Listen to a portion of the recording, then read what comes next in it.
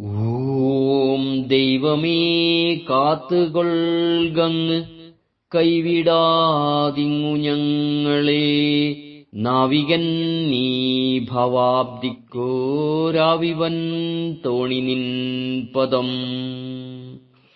ആത്മഭാവങ്ങളെ, ഗുരുദേവന്റെ ദർശനങ്ങളിലൂടെ എന്ന പരമ്പരയിൽ ഇന്നത്തെ നമ്മുടെ ചിന്ത ഈശ്വരാരാധന. ഈശ്വരാരാധന എല്ലാ ഗൃഹങ്ങളിലും എല്ലാ ഹൃദയങ്ങളിലും എത്തണം. അതിന് മതതത്വങ്ങളെ ജനങ്ങൾക്ക് അറിവാൻ വേണ്ട ഏർപ്പാടുകൾ ചെയ്യണം.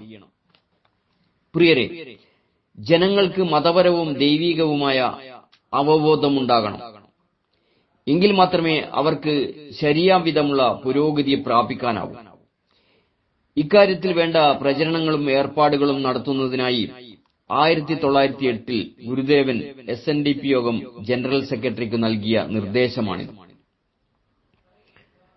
നമ്മൾ കണ്ണു തുറന്നാൽ കാണപ്പെടുന്ന ഒരു ലോകമുണ്ട്. ഇതുപോലെ കണ്ണടച്ചാൽ ഉള്ളിൽ തെളിയുന്ന മറ്റൊരു ലോകവുമുണ്ട്. ഈ ഇന്ദ്രിയങ്ങളും മനസ്സും ശരീരഭാഗവുമെല്ലാം ഉണ്ടായി വന്നത് ഒരു മാംസപിണ്ഡത്തിൽ നിന്നുമാണ്. ആ പിണ്ഡമാകട്ടെ എന്റെയോ എന്നെ ഗർഭം ധരിച്ചിരുന്ന അമ്മയുടെയോ അധീനതയിലോ സംരക്ഷണയിലോ ആയിരുന്നില്ല.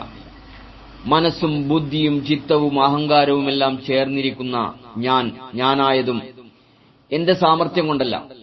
ഉള്ളിലേക്കും പുറത്തേക്കും നിരന്തരം സഞ്ചരിച്ചുകൊണ്ടിരിക്കുന്ന പ്രാണവായുവിനെ ഒരു നിശ്ചിത നേരത്തിനപ്പുറത്തേക്ക് പോലും എന്റെ വരുതിയിലാക്കുവാനുള്ള ത്രാണിയും എനിക്കില്ല. ഇങ്ങനെ എന്നിലിരുന്ന് എന്നെ പ്രവർത്തിപ്പിച്ചുകൊണ്ടിരിക്കുന്ന ഒരു ശക്തിയുണ്ട്. അതാണ് ഈശ്വരൻ. ഈശ്വരനോടുള്ള ആരാധന ഇടമുറിയാതെ നിൽക്കണം. നമ്മിൽ പ്രാണശക്തി എപ്രകാരമാണോ ഇടമുറിയാതെ നിലകൊള്ളുന്നത്, അതുപോലെ ഈ ആരാധനയാണ് ഹൃദയബുദ്ധികളെ ശുദ്ധിപ്പെടുത്തുന്നത്. ഈ ശുദ്ധികളിൽ നിന്നുമാണ് സമൂഹശുദ്ധി രൂപപ്പെടുന്നത്. അതിനാൽ ഈശ്വരാരാധനയില്ലാത്ത ഹൃദയങ്ങളും ഭവനങ്ങളും ഇല്ലാതെയാവണം. മതതത്വങ്ങളുടെ നേരായ അറിവിൽ കൂടിയേ ഇത് സാധ്യമാകൂ. ഇക്കാര്യത്തിൽ നമ്മൾ ഓരോരുത്തരുടെയും ശ്രദ്ധ പതിയണം. സ്നേഹപൂർവ്വം, രഞ്ജൻ കയനാടത്ത്.